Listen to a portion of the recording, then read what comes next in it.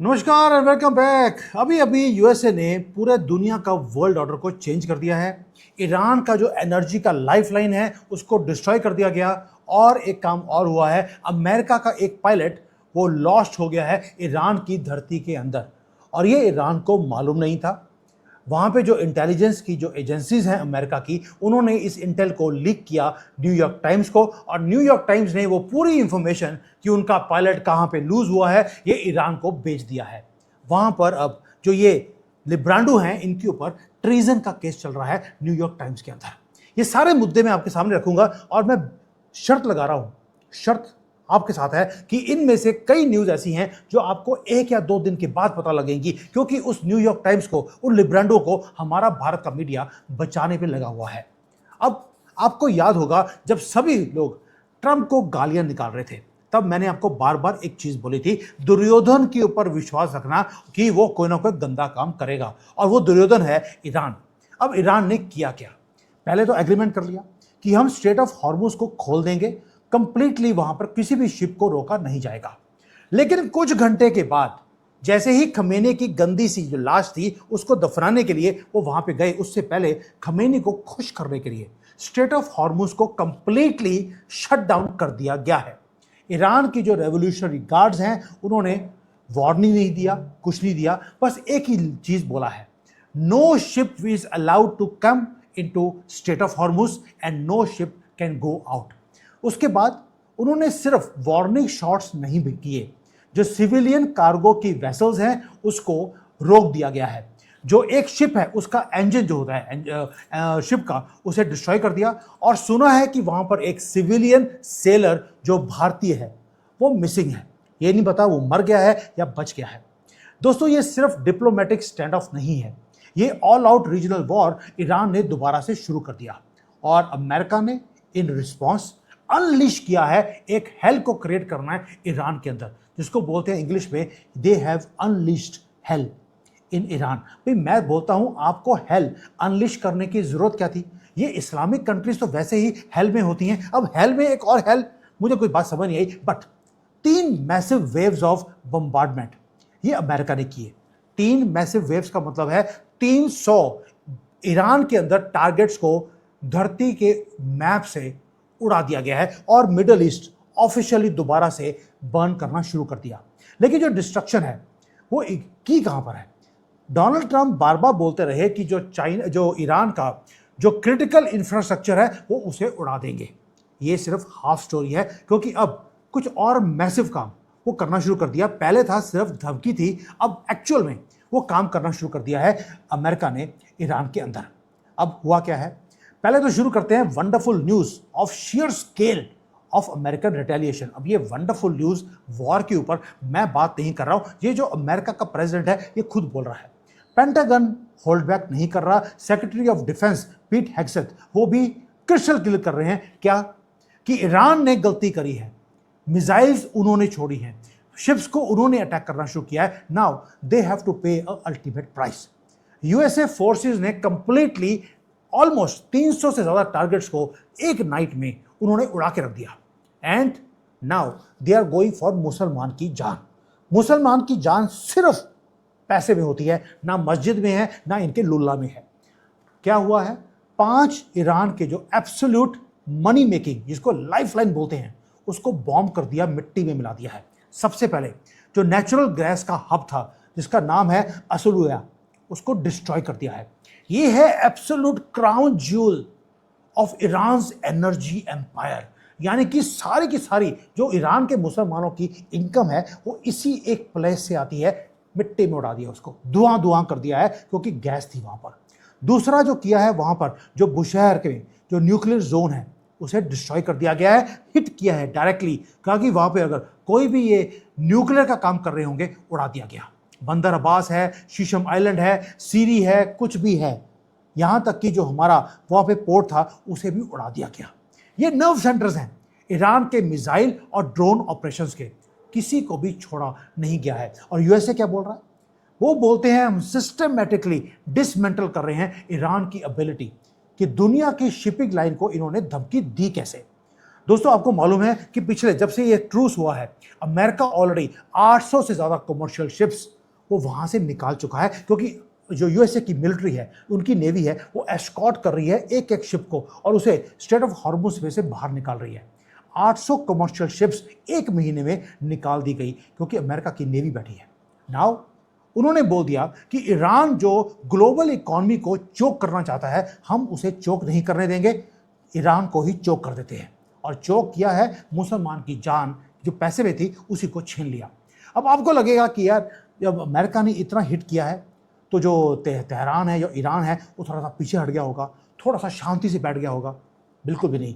दुर्योधन याद रखना, ये कोई ना कोई गंदा काम करेगा and you will be completely wrong कि ईरान थोड़ा सा दब के रहेगा। ईरान ने क्या किया, उन्होंने अमेरिका के ऊपर अटैक करने की बजाय जो नेबरिंग कंट्रीज है उनके ऊपर अटैक करना शुरू कर दिया। रिटेलिएशन इमीडिएट है। ईरान ने क्या किया, जो बैलिस्टिक मिसाइल्स हैं, सुसाइड ड्रोन्स हैं, उनको शुरू कर दिया उड़ाना। और ये पिछले 3 या 4 महीने में जितने उन्होंने ड्रोन्स उड़ाए हैं, एक महीने में उतने एक दिन में उड़ा दिए। उन्होंने अमेरिकन बेसिस को अटैक नहीं किया, उन्होंने टारगेट किया गल्फ कंट्रीज को, Bahrain, Kuwait, Qatar, Jordan, UAE, यहां तक कि पहली बार ओमान को भी हिट किया गया है। भाई आपको याद होगा दुक्कम पोर्ट के ऊपर मैंने वीडियो बनाया था कि भारत ने ओमान के साथ दुक्कम पोर्ट के साथ जॉइंटली हम ऑपरेशंस करने का प्लानिंग कर लिया है। उसी दुक्कम पोर्ट को उड़ा दिया गया। अब आपको मालूम है कि जो दुक्कम पोर्ट है वहां पे मैसिव नेवल लॉजिस्टिक्स हब है यूएसए का और भारत का भी, उसी को हिट किया गया है। अब आप बोलेंगे यार ईरान की तो दोस्ती ओमान के साथ थी, क्योंकि ओमान स्ट्रेट ऑफ हॉर्मुज जो है, एक साइड पे ईरान है, दूसरे साइड पे ओमान है। और ईरान ने ओमान को बोला कि मैं हर शिप के ऊपर $2 मिलियन का मैं भाड़ा ले रहा हूं, एक काम करते हैं, तुम भी 1 मिलियन रख लो, 1 मिलियन मैं रखता हूं, जॉइंटली हम स्ट्रेट ऑफ हॉर्मुज को कंट्रोल करेंगे और ट्रांजिट फीस को दोनों मिल बांट के खा लेंगे। ओमान ने पीस डील को ब्रोकर करने की कोशिश भी करी, लेकिन जैसे ही यूएसए ने उस डील को रिजेक्ट कर दिया, ईरान ने बॉम्बिंग करनी शुरू कर दी। कहां पर? ओमान के अंदर। दोस्तों ये जो मिसाइल्स हैं उसको इंटरसेप्ट तो कर लिया, क्योंकि वहां पर अमेरिका के एयर डिफेंस सिस्टम थे, लेकिन जो मैसेज था ईरान की तरफ से वो डेफनिंग है। वो मैसेज ये है कि मैं पूरे एरिया को आग में उड़ा दूंगा। रीजन बीइंग वहां पे तेल है, वहां पे गैस है। जब तेल और गैस का जो ट्रांजिट है उसको बंद किया जाएगा, दुनिया में तेल के प्राइसेस बढ़ेंगे, तो सारी दुनिया अमेरिकन प्रेसिडेंट को गालियां निकालेगी। अब ईरान का जो पार्लियामेंट का स्पीकर है गालिबाफ, उन्होंने पब्लिकली डिक्लेयर कर दिया कि जो ये डील्स का टाइम था वो खत्म हो गया। मतलब कि खुद ही डील्स करी, पैरों में लेटे हुए हैं और आज बोल रहे हैं वो डील्स हमने खत्म कर दी है। और उन्होंने एक अल्टीमेट क्लेम ले लिया कि जो स्ट्रेट ऑफ हॉर्मुज है वो हमारा बिलोंग करता है हमें, और हम किसी की शिप हमारी मर्जी होगी तो जाने देंगे, वरना नहीं जाने देंगे। इसलिए जो बॉम्बिंग है ये पर्शियन गल्फ के अंदर वो इंक्रीज हो गई है। दोस्तों पॉलिटिकल वॉर वो शुरू हो गया है वहाँ पर गल्फ ऑफ पर्शियन गल्फ में और स्ट्रेट ऑफ हॉर्मुज में। लेकिन अगर ईरान में ये सब कुछ हो रहा है तो अमेरिका के अंदर वहाँ पे भी एक काम हो गया, वहाँ पर भी एक युद्ध शुरू हो गया है। ये वो चीज़ें हैं आपको मीडिया नहीं बताएगा। एक अमेरिका का हीरो वो मिसिंग है और वहाँ पे प्रेसिडेंट ऑफ अमेरिका फ्यूरियस है, एफबीआई को एक्टिवेट वो कर दिया गया। प्रेसिडेंट ट्रम्प ने बोला अभी अभी, एंड ही वॉज एब्सोल्युटली एनरेस्ड, एक हाईली क्लासिफाइड ऑपरेशन था जो कि जा रहा था ईरान के अंदर। वहाँ पे अमेरिका का एक पायलट वो डाउन हो गया है, यानी कि ही इज़ इन ईरान की टेरिटरी में वो लॉस्ट है।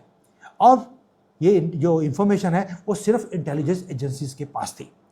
इंफॉर्मेशन को लीक किया गया और लिया किसको? जो फेक न्यूज़ मीडिया का बिल्कुल सरबराह है, न्यूयॉर्क टाइम्स, उसने उस न्यूज़ को पब्लिश भी कर दिया ताकि ईरान को पता लग जाए कि अमेरिका का एक पायलट वो लॉस्ट है और वो किस एरिया में लॉस्ट है, ताकि ईरान वाले वहाँ जाएं, उसको पकड़े, टीवी के ऊपर दिखाएं और नेगोशिएट करें अमेरिकन प्रेसिडेंट के साथ। अब पूरे ईरान को पता लग गया कि अमेरिका का पायलट ईरान के अंदर है, वनरेबल है और वो वेट कर रहा है कि कोई आएगा उसको रेस्क्यू करने के लिए। ट्रंप को आ गया गुस्सा और उसने आउटराइटली बोल दिया कि न्यूयॉर्क टाइम्स ने ट्रीजन किया है और जिसने लीक किया है उन सारे के सारे लोगों को अब पकड़ा जा रहा है। दोस्तों मैं इसलिए बता रहा हूं आपको, भारत में हर रोज हम सुनते हैं कि कोई मुसलमान था मिलिट्री में, कोई नेवी में, उन्होंने हमारी सारी इंटेलिजेंस को कभी बांग्लादेश को, कभी पाकिस्तान को, कभी चाइना को बेच दिया। अगर आज अमेरिका में ये काम हो रहा है, वो सोशल मीडिया के ऊपर गुस्सा नहीं दिखा रहा। उसने हैमर यूज किया एफबीआई डायरेक्टर के हाथ से। क्या किया? उसने बोल दिया एफबीआई डायरेक्टर कैश पटेल को कि जाकर मुझे फुल स्केल क्रिमिनल इन्वेस्टिगेशन शुरू करनी है और जिन्होंने ट्रीजन किया है उन्हें फांसी की सजा दी जाएगी। जो फेडरल प्रोसिक्यूटर्स हैं आज कहां पे बैठे हैं? न्यूयॉर्क टाइम्स के ऑफिस के अंदर एफबीआई के ऑफिसर्स, वहां पे इन्वेस्टिगेशन चल रही है। जो फेडरल एजेंट्स हैं वो जर्नलिस्ट को, एक एक जर्नलिस्ट को उनके घरों में, उनके ऑफिस में उनको पकड़ा जा रहा है। जस्टिस डिपार्टमेंट ने बोल दिया हम मीडिया के पीछे नहीं हैं, हम हंट कर रहे हैं उस लीकर को जिसने ईरान जैसे दुश्मन कंट्री को पूरे कोऑर्डिनेट्स भेज दिए। मैसेज अनथिंकेबल है कि अमेरिका अब इन जिसको गद्दार बोलते हैं इनको छोड़ने वाला नहीं है। और जो अमेरिकन जो पायलट है वो ईरान की धरती में अभी वेट कर रहा है कि कोई आएगा उसे बचाने के लिए। दोस्तों, जो प्लॉट है वो और ज़्यादा थिक होना शुरू हो गया, क्योंकि आप सोच के देखिए, एक सिर्फ ये नहीं है कि पायलट जो मिसिंग है वहीं पर स्टोरी खत्म होती है। जो अमेरिकन प्रेसिडेंट डोनाल्ड ट्रंप है उसकी जो मूवमेंट्स हैं उसकी इंफॉर्मेशन को भी बेचा गया। समथिंग हाईली क्लासिफाइड वो हुआ है बिहाइंड द सीन्स। आपको याद होगा प्रेसिडेंट ट्रंप अभी अभी कहाँ गए थे? नेटो की मीटिंग में तुर्की के अंदर। तुर्की कुछ का जो बॉर्डर है वो ईरान के साथ मिलता हुआ है, आपको मालूम है। अमेरिकन प्रेसिडेंट ने आखिरी सेकंड के ऊपर जो उसका एयरफोर्स वन प्लेन है जो अभी अभी कतर ने उसको फ्री में गिफ्ट किया था, वो उसके अंदर नहीं उड़ा। उन्होंने अमेरिका से पुराने वाला जो एयरफोर्स वन प्लेन है उसको बुलाया, उसके अंदर वो उड़कर अमेरिका नहीं गए। वो यूके के जो मिलिट्री बेसिस हैं वो वहां पे चले गए। जो प्लेन था नया वाला वो पीछे पीछे फॉलो करता रहा। जो ऑफिशियल स्टोरी ये है कि जो मिलिट्री विजिट थी उसके पीछे कुछ सिक्योरिटी के प्रोटोकॉल थे, लेकिन मुद्दा यह था कि ईरान ने पूरा प्लान बनाया हुआ था। जो मोसाद ने इंफॉर्मेशन को लीक किया कि ईरान अमेरिकन प्रेसिडेंट को उड़ाना चाहता है, उसको मालूम था कि ये प्लेन कहां पे उड़ रहा है, उसी प्लेन को टारगेट करना था। दोस्तों, जो सीक्रेट सर्विसेज है अमेरिका की वो वहां पर रश करी और वहां पे जाकर उन्होंने प्लेन को आखिरी मोमेंट पे उन्होंने स्वैप कर दिया और अमेरिकन प्रेसिडेंट को बचाया गया। अमेरिकन प्रेसिडेंट को पूछा गया कि क्या आपको ईरान हिट करने की कोशिश कर रहा है? तो प्रेसिडेंट ट्रंप का एक आंसर था, I am on their top of their list, यानी कि पहला टारगेट और आखिरी टारगेट वो मैं हूं। और मैंने अपनी गवर्नमेंट को और मिलिट्री को इंस्ट्रक्शंस दे दिया है कि मुझे और मेरी फैमिली को अगर टारगेट किया गया या मुझे किसी को भी हमारी फैमिली में कुछ हुआ तो ईरान को नक्शे से खत्म करना है। ये डायरेक्ट एक्टिव थ्रेट जो ईरान कर रहा है हमने भी देना शुरू कर दिया। अब जो ईरान और America, they have gone into full scale war. मैं क्यों बोल रहा हूं? जब वॉर इंक्रीज होता है या इंक्रीज होने की कगार के ऊपर होता है तो तेल के प्राइसेस बढ़ने शुरू होते हैं। पहले 2 दिन प्राइसेस नहीं बढ़े, वो थोड़े से बढ़े, दोबारा से नीचे आ गए, लेकिन अभी 6-7% तेल के प्राइसेस ने बढ़ना शुरू हो गया। दैट मीन्स ऑलरेडी मनी को मालूम है ये वॉर जल्दी से बंद नहीं होने वाला। अब ये तो हो गया एक तरफ। दूसरी तरफ से जो न्यूक्लियर इंस्पेक्टर्स हैं वो एंटर करने की कोशिश कर रहे हैं ईरान के अंदर। ईरान ने मना कर दिया।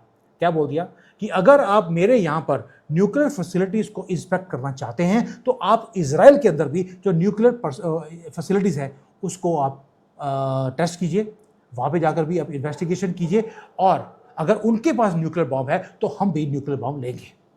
यानी कि उन्होंने क्या बोलना शुरू कर दिया, क्योंकि अमेरिका के पास और इजराइल के पास न्यूक्लियर बॉम्ब है, हम भी न्यूक्लियर बॉम्ब लेंगे। लेकिन वो ये नहीं बताते कि हम दुर्योधन हैं। दुर्योधन का मतलब है कोई ना कोई गंदा काम न्यूक्लियर बॉम्ब आने के बाद ये करेंगे। जबकि इजराइल के पास न्यूक्लियर बॉम्ब ऑलरेडी 20-30 साल से है, उन्होंने कभी भी किसी के ऊपर न्यूक्लियर बॉम्ब यूज नहीं किया, जबकि उसके आसपास 4-5 गंदे इस्लामिक कंट्रीज हैं। दोस्तों, ये रेड लाइन है जो ईरान ने क्रॉस कर दी। इसको छोड़ दिया जाएगा? ये पॉसिबल नहीं है। इसको मैं बोल रहा हूं मल्टी फ्रंट वॉर ऑलरेडी शुरू हो गया है। इसीलिए ईरान का जो इंफ्रास्ट्रक्चर है, एनर्जी सेक्टर, उसको उड़ा दिया गया। गल्फ नेशंस हैं, वहाँ पे बैलिस्टिक मिसाइल्स उनके पास पहुँच रही हैं, वहाँ पर एनर्जी सेक्टर को उड़ाने की धमकियाँ मिल रही हैं। स्ट्रेट ऑफ हॉर्मुज दोबारा से बंद हो गया है और वहाँ पे कोई भी शिप निकलनी बंद हो गई है। और अमेरिका का एक पायलट जो उसकी इंटेलिजेंस रिपोर्ट वो लीक कर दी गई वहाँ के लिब्रांडू गद्दारों की तरफ से, जो कि भारत में भरे हुए हैं हर गली गली में। दोस्तों, ये है पूरा का पूरा दुनिया। Stakes can not be higher than this.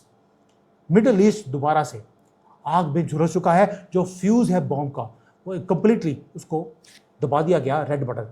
अब ये कहाँ पे जाकर मिसाइल कहाँ पे गिरेगी ये वक्त बताएगा। लेकिन इस बार लगता है कि जो ट्रंप है वो फ्यूरियस है। वो अपने पहले तो अगले 2-3 दिन अपने पायलट को बचाने की कोशिश की जाएगी। अगर नहीं बचा पाए तो आप देख लीजिए, अगर उस पायलट को कुछ हो गया या ईरान ने पकड़ लिया तो अमेरिका छोड़ने वाला नहीं है। And I am waiting for that good news. Thank you, जय हिंद एंड वंदे मातरम।